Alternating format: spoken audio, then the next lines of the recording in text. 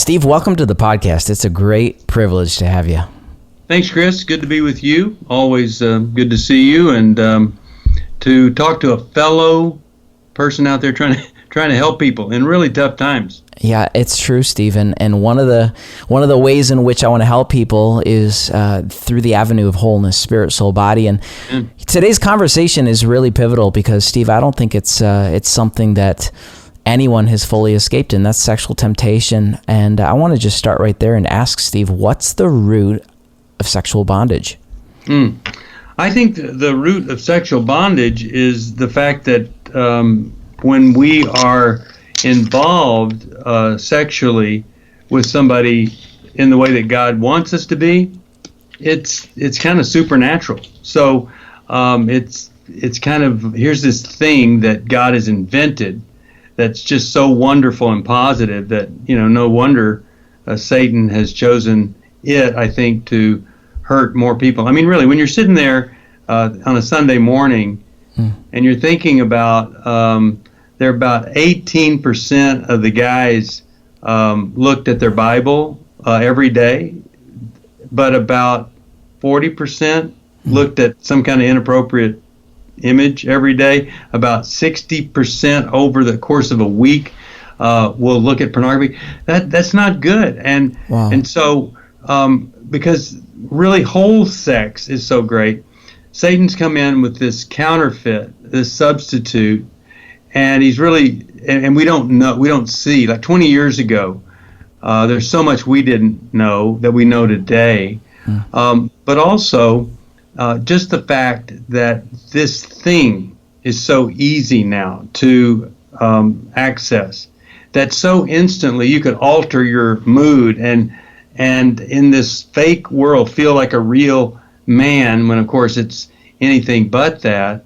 But I really think that the heart of all of this kind of, you could say, bondage that we're in, the heart of it is just we're in a fallen world, and Satan would use anything to entice us, and this is one that destroys what Christ set up, that is supposed to model his love for the church.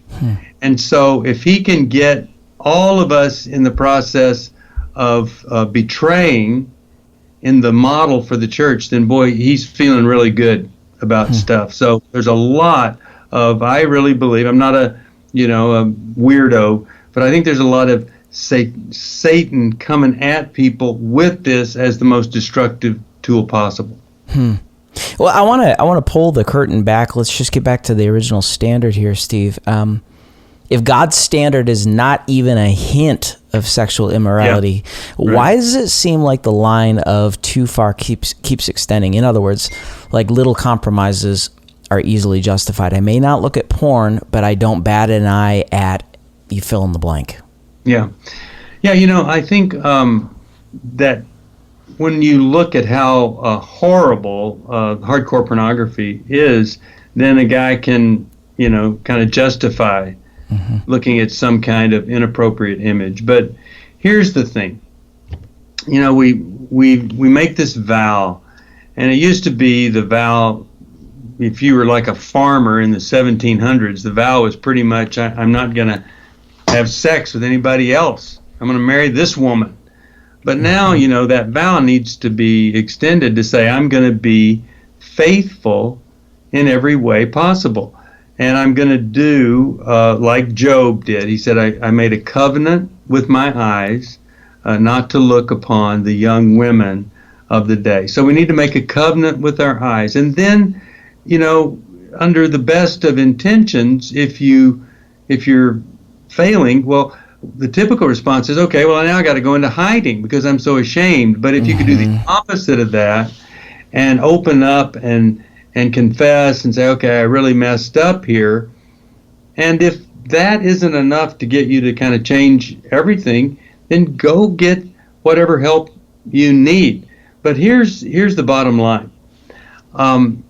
When we first wrote Every Man's Battle 20 years ago, we didn't have all the brain science. We didn't know all of the things that were involved. And since then, like one of the major events was Time magazine a couple of years ago. They did a cover story on teenagers refusing to use pornography anymore. Now, what was that about? Did they all go to church camp or something? No. They couldn't perform as young men sexually with their girlfriends. So, and this is what so many people have found astonishing, that a guy can be sexual with pornography and then be totally dysfunctional, have erectile dysfunction with a real live human being, because that's what pornography does to you. And here's one of the most fascinating things that came out of everybody looking at this. Okay, so if you have a baby, if you're a woman with a baby and you're nursing this baby, well, there's going to be oxytocin, this hormone that's flowing through your brain as a mom and bloodstream. The baby has it, and it's a supernatural bonding chemical or hormone that bonds you to the baby. Now, the other thing that it does, you're bonded to your baby, but you're also kind of supernaturally aggressive toward anything that would threaten what you're bonded to. So the cave woman hears the mountain lion outside the cave. She is going to put that baby down, run out there, attack the mountain lion, because that's just what oxytocin does. All right, so when we have a sexual experience in marriage, oxytocin is also part of what floods our bloodstream, and it gives us a sense of well-being, and it's just one of those things that God uses to bond us together kind of supernaturally. That's what's so great about sexual intimacy in marriage. Well, if a guy is having a sexual experience with pornography, he is bonding with pornography. The more pornography he uses, the more bonded he is. And then he wakes up, and if he ever asks this question 6 months later, he would say, wow, here I married this woman. I thought she was everything I ever wanted. Why can't I stand to be around her? Why is it that I am angry at her and I want her to leave me alone? Well, it's oxytocin. You're bonded to your pornography, and she's a threat to what you're bonded to, so you're aggressive toward her, and you want her to stay out of your life, just like the mother and the lion and the baby. Now, if you can come to understand that, then you might understand why just trying harder isn't going to be enough to get out of this problem. You're going to need to open up to another guy, or join a group, or like we do Every Man's Battle Workshop every month at New Life. But this is a very powerful thing, and the earlier you are involved or exposed to it, the worse it gets. Steve, I know the quick answer to this next question is sin. Yeah. How did we get here? How did we get to this place? I'll give you an example of what I'm talking about. So right now, at the time of recording, we're in the middle of this worldwide pandemic called COVID-19. I just read a stat last week that pornography use has gone up 12% in this time of self-quarantine. That was last week. Was it? Yeah, right. How did we get to this place? And the easy answer is, well, sin and whatever. We're overly sexualized. But I want to know. I want to get under the hood and ask, how did we get here? Because as men, we are neurobiologically wired for this. God put this in us. But even back to the example you just gave of how a husband might resent his wife because oxytocin causes the bonding to something fake. How did we get here, Steve? Mm-hmm. So there is a parallel to this epidemic. I don't know if you've read the book or heard of the book The Black Swan. But, just to briefly, before 1600, when we discovered Australia, everybody that had ever seen a swan, they were white. And then somebody went to Australia, and they had black swans over there. No one expected this, and it didn't matter how many swans you had ever seen before. You were wrong if you thought all swans were white. Okay, so the epidemic is a black swan event where nobody predicted this, saw this coming. We weren't prepared. We had no idea. What a shock. Well, the same with pornography. We were not prepared for what was going to happen when the internet exploded and what that was going to do to pornography. Now, when I was 4 years old, I was raised by these strict Southern Baptist parents, and why they thought it would be okay for me to go into my grandfather's office where pinups, in 1953, when I was born, that was when Hugh Hefner birthed Playboy into the world, and Marilyn Monroe was the first one. So my grandfather had all these up, and I would go in there and I would look at those. Now I was exposed to that at age 4. When you start that, you start to objectify women very early on. But so what happened was we started separating out the difference between soft porn and hard porn. And people were kind of giving Hugh a pass on soft porn, and they were going after the hardcore porn, which all became irrelevant anyway, because when the internet hit, all these people started making money off of hard porn, soft porn, any kind of pornography. We weren't prepared for this. We hadn't, and quite frankly, all of this is about having sex with yourself. It's about self-pleasuring. That's what pornography is made for. And so, now think back like 40 years ago or whatever, a lot of people thought they were going to hell because they were having sex with themselves. They had all this shame. They never told anybody. And so we wanted to help those guys. So people were saying, hey, look, come on, this isn't the worst thing in the world. Well, now combine wanting to pleasure yourself with access to the most vile, addictive, perverse pornography. Now we got a huge epidemic of guys stuck. They didn't know how addictive it would be, because you've got a spike of dopamine in your brain whenever you use pornography. It's not as high a spike as heroin, but it's there. This isn't like some emotional dependency. That's a physiological addiction that can develop because you've got the same brain reaction. So now we're here. We didn't know we were going to get here. And very few people were telling folks, here's how we get out of this, and here's how we restore things. So I think we got here, just like with this epidemic. We didn't see it coming. We weren't prepared. And now what's so sad is a younger generation could see all of the damage and the destruction, and they could be prepared, and they could do things exactly opposite the way the older folks did. But a lot of them, instead of that, they're just seeing it as kind of, well, it's okay, or it's accepted. And, in this Me Too movement, it's just so bizarre, because if you want your most direct link to sex trafficking, use pornography. Because my wife and I were in this ministry, 87% of those women would get out of it if they had a different way of making a living.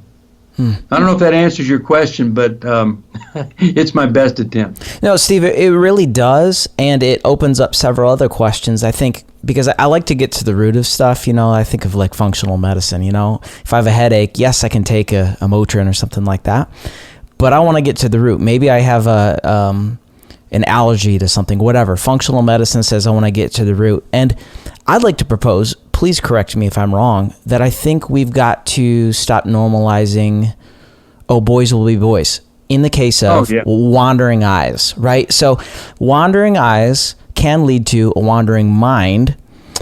How do we bring self-control to the wandering eye? Because we've normalized it. As Christian men, I think we've normalized it, Steve. Yeah. Well, I have to say that the standard that it's okay to look once but don't obsess and all that, it's just not an adequate standard. Here's the thing. You need to be married and committed from the top of your head to the bottom of your toes, and you need to make that a pure commitment. And what that means is wandering eyes, looking at, lusting over another person is just not acceptable. So So that's the answer. Now, if you don't want to accept the answer, if you want to stick with this level of mediocrity, I mean, here's the thing. Truth needs to be our foundation. Holiness and purity our standard. If that's your standard, how do you justify anything below it? And I just think people are missing intimacy with each other and intimacy with God because they're compromising on the standard. For a lot of people, the standard is, hey, I'm doing better than I used to, or I'm not as bad as that guy. And that's just irrelevant. And here's what I was talking on another interview today with a young woman. I said, if you're dating a guy and you find out he's using pornography, why don't you ask him to stop and get help? Because I think most guys know it's not exactly right. If you enable him or just kind of dismiss it as not that big a deal, he stays with it. But I think a lot of guys, if they're told, you have to stop this, and if you want to be with me, they want you. They'll stop it. They need a little encouragement or a little pressure to. But this thing of it's okay, all guys do this. It's just not true. All guys don't do this. You don't have to succumb to this. Is that the culprit then? So, in other words, a misconception, a believed lie. The believed lie is, look once, right? That kind of thing. Or, well, it didn't actually happen. So the curve just adjusts slowly. Is that where the compromise then begins to happen? And then all of a sudden we find ourselves trapped? Like, in your experience, 20 years ago, when you wrote this book that's now sold, 4 million copies or something incredible like that, what were you perceiving about the misconceptions and the believed lies in the hearts of men then versus today? Well, I really thought that it would be easier to stop. But what we did is, we felt like some people would have some victory just reading the book. But, we had to create this a workshop to bring guys in where you're not just hearing somebody speak, but they're actually dealing with some of the trauma from childhood. They're dealing with a lack of a father, things like that. So that's one of the things that we've done in response, because we were hoping, you read the book, hey, everything's great. Well, that's true for some people. And then, the other thing is to really see it, even in some of the mildest forms, it really does have an addictive component that you need an ongoing growth program to not fall back into it. And so we knew the internet was huge back then. I don't think we realized, and we certainly didn't think 20 years ago, everybody's going to be walking around with a phone that, back then it was computer, that you could access anything. So what are we going to do? Well, first of all, just to say that it's a problem just makes people more shameful. That doesn't help anything. What do you do? Well, I think you have to find somebody that you can talk to about this. That, James 5:16 says, confess your sins one to another, pray for each other that you could be healed. So we got to do that. We got to find another person, and it's really helpful to find a group, and it's helpful to have a growth program. I created a workbook for our Life Recovery Bible that's just on sexual integrity. So you go through the workbook. We've got another book, Worthy of Her Trust. We have resources for people to go through, but none of those are going to be adequate if you're just doing it alone and trying harder. You really do need a buddy, a friend, brother in the battle, something like that, or you need to go to the workshop and get additional help. It's interesting you went there, because one of the things I wanted to explore with you was secrecy and shame. And I think in any case in life, I think the fingerprints of the enemy are secrecy and shame. And I think secrecy and shame keeps not only shame in and of itself alive, but it keeps addictive cycles alive. No question. Instead of going after behavior modification, so let's just say it is regular viewing of pornography or self-pleasure, whatever that may be, to get to the root, to heal the heart issue, to go after secrecy and shame, how do we fix that first? Where's the fix, I should ask? Well, when I was in seminary, I had this weird thing. I felt like God was calling me to be a revealer. And so if people would say anything about me or my contribution to the world, it might be just trying to get other people that have a radio show or a ministry to be open with the truth about themselves. So I have been a great beneficiary of being open with other people about my struggles and failures. And so my wife's term for this is humbling down. If you could see that creating this image, having this false self, has superficiality that is so very unfulfilling, then you might want to experiment with revealing something about yourself. We just did a workshop called Finding Freedom, and a guy told me, he said, I came here and I had stuff that I had never told anybody that I thought I would take to my grave. And so I was going to come, but I wasn't going to share. Just too much shame. He says, then this guy starts out in my group, and he's sharing all this stuff.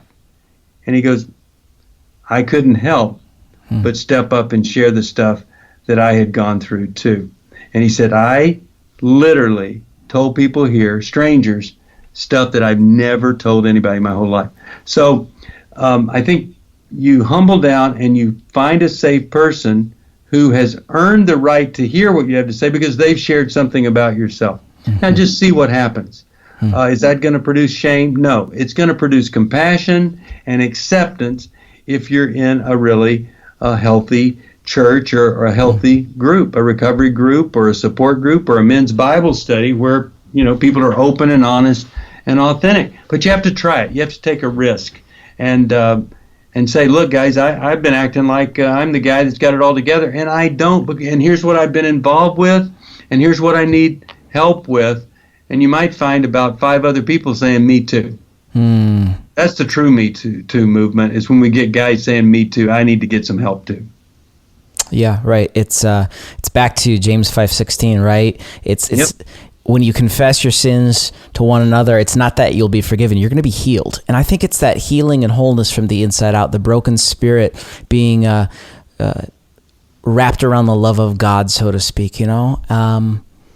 It leads me to wonder this, Steve, because I think about men listening to the podcast right now, watching us on YouTube. And I think one of the hot button topics as of late has been father issues, growing up, father wounds, that kind of thing. Right. How does rejection and abandonment from the past play into and even contribute to sexual addiction, sexual temptation? Is it the desire for attachment, the desire to be seen and known, the desire for intimacy? Like, what plays into that? Okay, so I really try not to be weird, but if you don't listen really carefully, this is going to get weird, all right? I'm good with that. So let's say you have a father wound. You've never had the closeness or affirmation that you need from an older male, right? Mm-hmm. So much of the pornography that you see is a testosteronized female who looks like she could take control of you. She is strong. She's aggressive.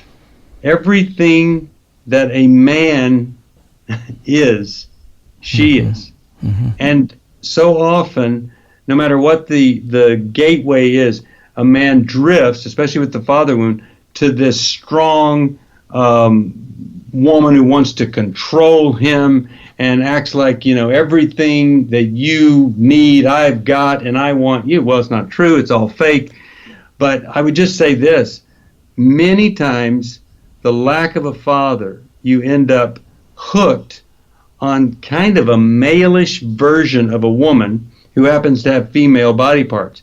And the more into pornography you are, women are just about body parts. That is the true objectification of a woman. And so if you could see that the father wound, you get attracted to some of these testosteronized women, but also as an inadequate male, as feeling inadequate, you've never had the father blessing or whatever, you're looking for affirmation. And all these pornographic women give is affirmation. You're wonderful, you're great. And they're not with you. There's no judgment from them, evaluation. You don't have to be connected. You don't have to be responsive to them. So you go there because you don't feel good about being a male in a vulnerable relationship with a real live female. Go fix the father wound. Get some, do some grief work. Do some healing stuff in that father wound. You might find less of a need to feel like a man, which is really such a fake experience, and it never fulfills you, because it isn't what a man is. A man isn't somebody that's able to have sex with himself while watching a video created by a movie producer. That's not manhood. Steve, there are a lot of young guys listening to the show right now, watching us. I want to speak to them specifically.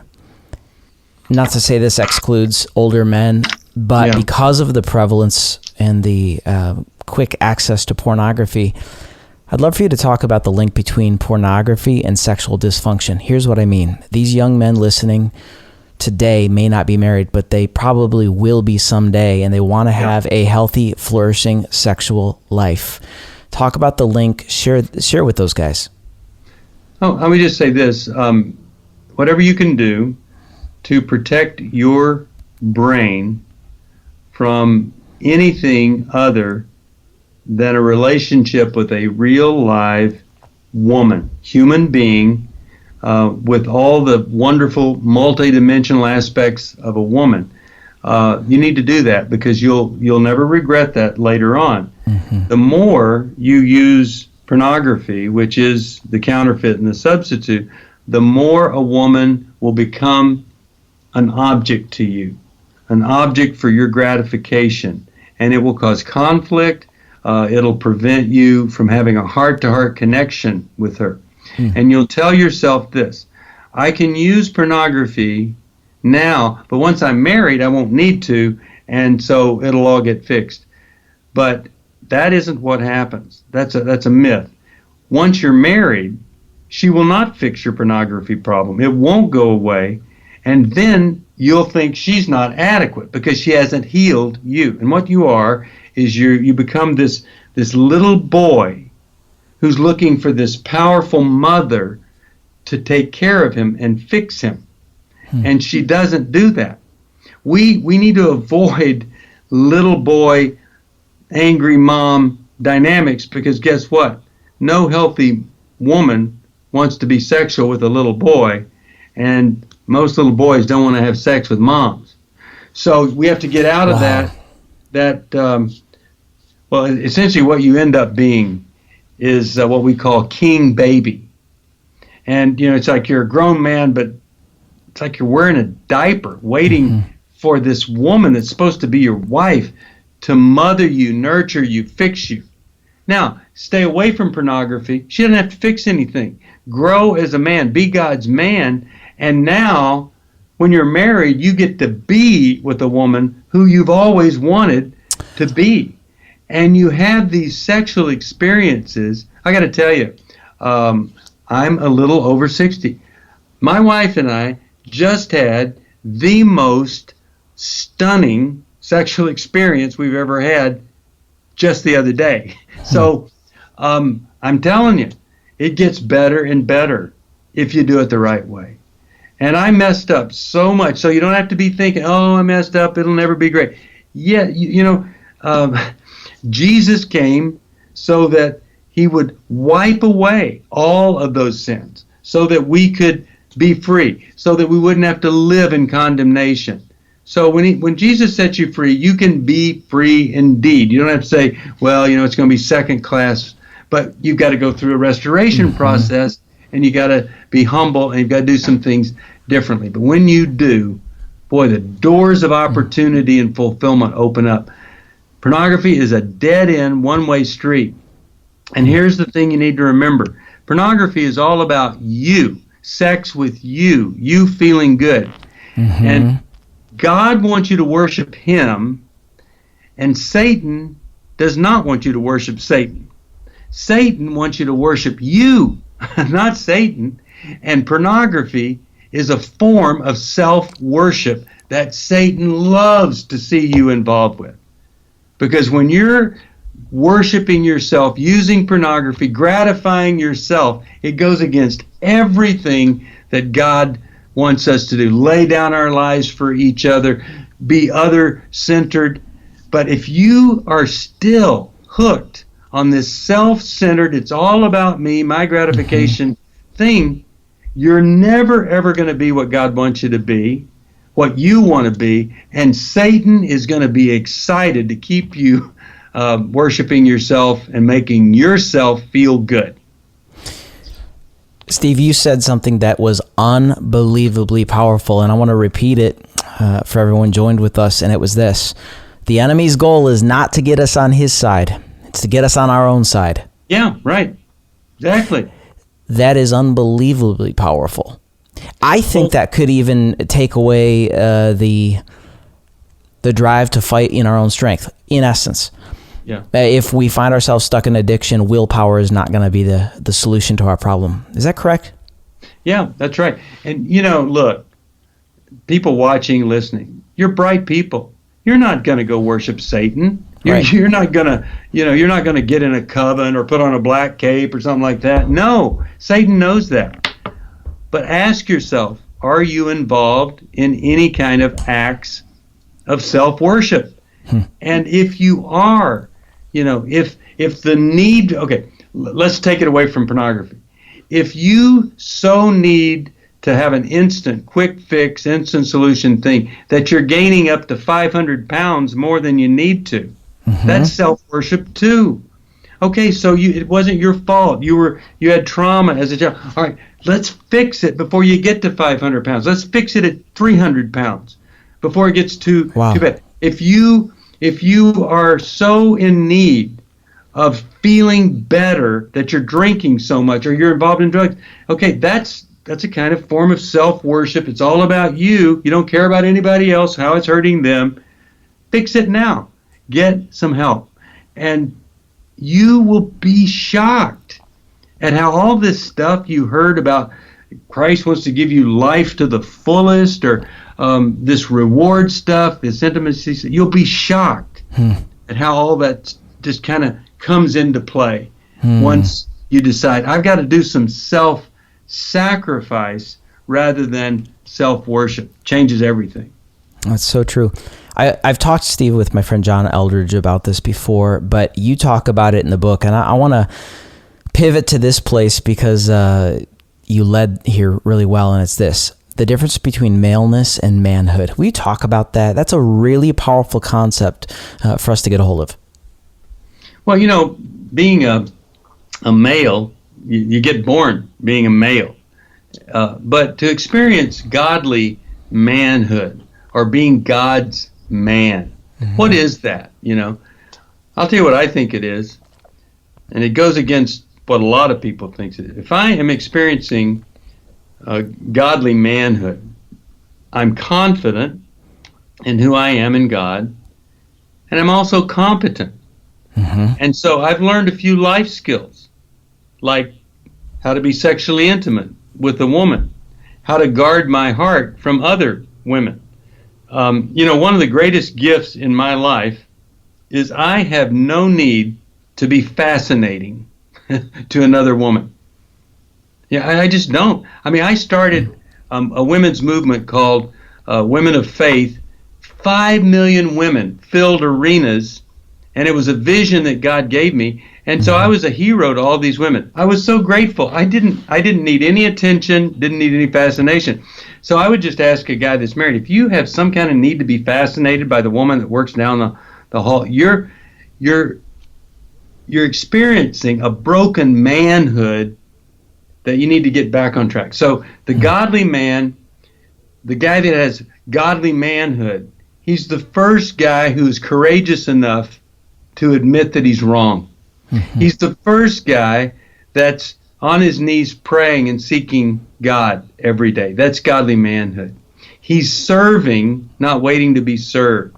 He's abiding by this biblical principle of mutual submission. The Bible tells us to submit ourselves to one another out of reverence for Christ. So who was Christ the man? He was the sacrificing, submissive, while totally strong man who had restraint and who had willingness to do the right thing no matter what. That's manhood in its fullest, and it's not how much you can bench press, it's not how fast you can run or how many women you can sleep with or how much control as a dictator you can have at home. It's how much does my manhood look like Jesus Christ when he was on the face of the earth. That's powerful. Steve, how can trust and sexual intimacy be restored after betrayal in marriage? You know, and I would even say not just infidelity with another person, but even pornography. Yeah. How do we restore that? Yeah. The thing that restores trust is, first of all, predictability. If you have betrayed your spouse, you have to become the most predictable person. If you say you're going to be somewhere, that's where you are. And if you say you're going to be there and you're not going to be there, you call and you tell her, I'm not going to be there because of this. So you become very predictable and you become very reliable. When you say you're going to do something, you do it. You start to become a man of your word. That's what's trustworthy. And then whenever I am consistent in this, it takes time to do it. Now, the other day I was doing a group of married couples, and a guy had been faithful. He had been pure for 3 years, and she was still thinking any day now he could relapse. Now, see, he was doing what he needed to do. She wasn't responding. She needed to get some help to once again risk and be willing to trust him, because 3 years is a long time. But when a guy starts to be consistent after 6 weeks or 6 months, that can really be powerful. But the other thing is, you have to find a way to connect with her in a way you never did before. You were so detached and into images and objectification. You need some help at how am I going to connect heart to heart with her. And that's what a woman trusts. If I can give my heart to my wife and she knows me, feels me, experiences me at that level, she's not going to have a hard time trusting. But if I'm inconsistent, not predictable, and I'm still the same old big talker guy but never come through, it's going to be hard to restore that trust. Yeah, for sure. Steve, I want to make things blatant and blatantly honest for people watching and listening to us. I'd love for you to talk about PIED. It's a big deal. PIED. What are you talking? I don't know what PIED is. Pornography-induced erectile dysfunction. Oh, okay, got it. All right. Well, it's just so common. Yeah. And what we found, that the shocking thing, the research shows that 86% of guys that were erectile dysfunctional over here with a real live woman could still function with pornography if they had become addicted to it. So it has to do with judgment, evaluation, and objectification. And any kind of once I've so into pornography in my sexual experiences where nothing's expected, there's no judgment, no evaluation, and it's so depersonalized, any kind of potential shame or judgment or evaluation from a real life human being, I regress into like a little child, and it doesn't work no matter what.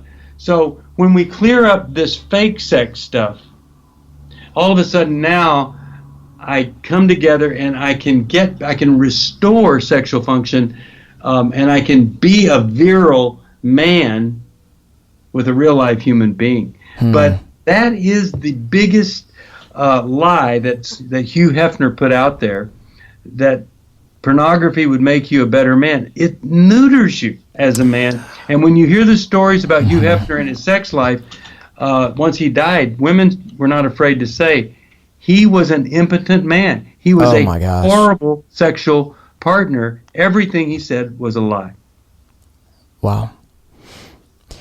Steve, there's an issue that I think we want to talk about. We alluded to it already, but I want to talk straight to the guys, because unknowingly, if we don't curb this, if we don't raise our sons, the objectification of women and the Me Too movement is a big deal. I'd love to just hear your heart on the matter, hear your coaching on the matter, to make sure that we don't unintentionally, even through, as we talked about earlier, the wandering eye, objectify women. It's just really a big deal to me.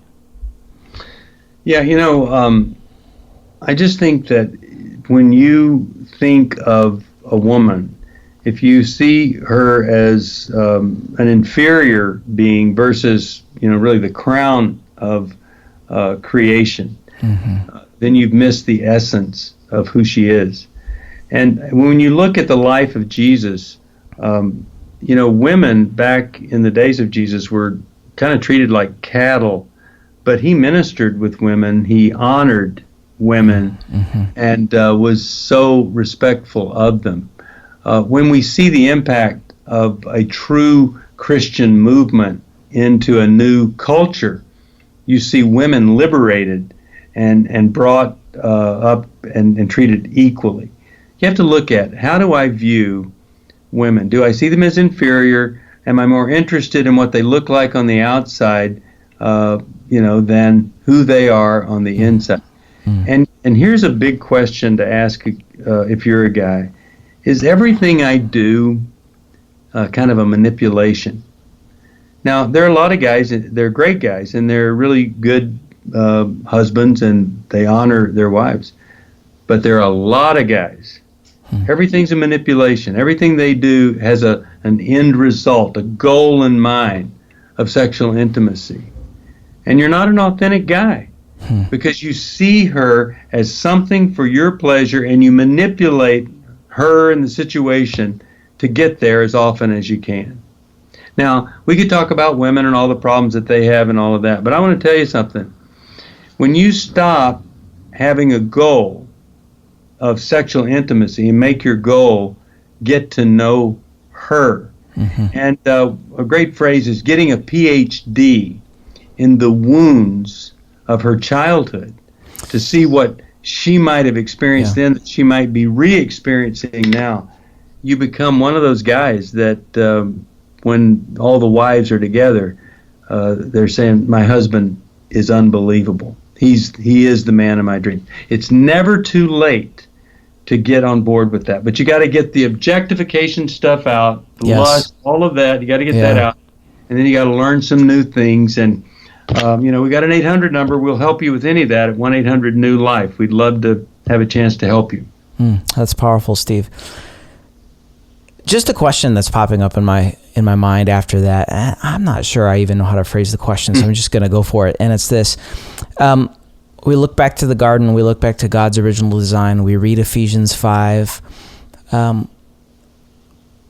When a man fails to rise up in godly manhood, sacrificing his life for his woman, does it then cause her to pivot and react and respond to life in a way that she wasn't wired to respond to? In other words, do you think some of the radical feminism that we're seeing in America today exist because of the lack of true, strong, integrity-driven men walking the earth? I don't know.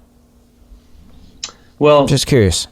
I think you've got a lot of different issues and a lot of different reactions, because women are also very unique. And here's what I think. I do believe in Satan, and I think Satan uses everything. So while I'd vote for absent fathers and unhealthy dads being a big fuel for some of the problems we have in society, here's what else is fuel. Yeah. It's obvious if things were horrible as a child, well, it's going to produce some horrible things later on. But it works both ways. Let's say you had a dad, you're a woman, you had a dad that gave you all of the healthy love and attention that any girl would ever want, right? So how does Satan use that? you get married and you expect that now this guy is going to be able to repeat exactly what dad did, and he can't do it. He can't. So rather than you wanting to make something that's unique and real and full of grace and working together, you're expecting him to reproduce that great thing you had back as a child. Satan will use that and destroy people with the greatest foundations ever. So I think Satan uses everything. And I do know this, though. In the absence of a really strong, connected father who takes action, and a mother or a strong woman, people are going to really do some unhealthy things because they don't know any better, or because they're trying to treat a wound. I've admitted so many things about my life. I think it's given me the right to brag on one thing, and I'll tell you how. But I'll make it conditional. I was married for 20 years, and my wife had an affair and left. And all of a sudden, the guy that wrote about relationships and all this stuff was divorced. My daughter was 12 years old at the time, and her mom went off and lived somewhere else, and I was the primary parent for her. We lived in Laguna Beach High School. Everybody smoked pot, and everybody had sex on the beach. My daughter, one of the things I did, I brought 6 women into her life. And on her 16th birthday, those 6 women, I had a dinner for them, and they all celebrated who she had become at Sweet 16, told about all the things they loved about her. But I intentionally brought these different women into her life. And then I was there for her. I was doing this Women of Faith thing that met on Friday, Saturday, and Sunday, but Madeline was a soccer player, so I couldn't go to the conferences that I created because I needed to be there for her. Okay, so here's the brag. She might be the only one who ever graduated from Laguna High School. She never touched a drop of alcohol. No drug ever entered her body, and she graduated a virgin. Wow. Child of divorce. Not only that, she's my adopted daughter. So all the stats were against her, but I believe they were overcome by 2 things. Number one, who she was. Because you could be a great parent and your child still has a free will. But number 2, I was there for her as a father. And I honored her and I loved her, and I brought in these other women to make up for what wasn't there. If you're a woman, you have a child, let's say a son, dad's not involved, get the other men to come on board there to make up for what the father isn't providing. But here's how people get better. Eyeball to eyeball. Downloading love, eyeball to eyeball, is the way it happens. It's the only way that it can happen. So there's great hope for redemption, and I just want people to get better somehow, some way. Don't be satisfied with whatever standard that you've hit on. It can get better than that. Wow. Thank you, Steve. In our closing moment, Steve, I want to leave the viewers and the listeners with a game plan, with a battle plan. Could you kind of walk us through a little bit of a battle plan? So sexual temptation is knocking at the doorstep of the heart, perhaps even addiction to pornography or some type of other sexual addiction. How do we begin to get free? Okay. So maybe the first step would be to ask yourself, what's the fatal lie that's keeping you stuck where you are? It's not that bad. I can quit anytime. I don't want to embarrass myself. People will hate me, whatever. You got to work through the fatal lie, and then you humble down and you ask yourself, who am I going to reach out to? Who am I going to call? Not because I'm hopeless and helpless, but because these are things that require other people to help me with. So I give up trying harder, surrender this to God, reach out to somebody else, and then You meet with them, you're open, you're honest, go through Every Man's Battle or the workbook, call 1-800-NEW-LIFE. You need the workshop, you do that. But just go from wanting things to be better to being willing to do whatever it takes to make it better. It's really powerful. Steve, is there anything else on your heart that you'd love to share with the viewers and listeners? Well, just don't lose hope during this difficult time. And if you're in close proximity with another family member, give them a lot of grace and mercy, and we're all in this together. That's right. But look, find ways to use all that extra time to reach out and help some other folks. Don't obsess over yourself and your discomfort. Move beyond it. So good. Steve, thanks for being here today. I'm telling you what, power-packed conversation. I'm very grateful. Hey, let's just hope that you get to keep up doing what you're doing, because you're doing a great job. Thank you, Steve.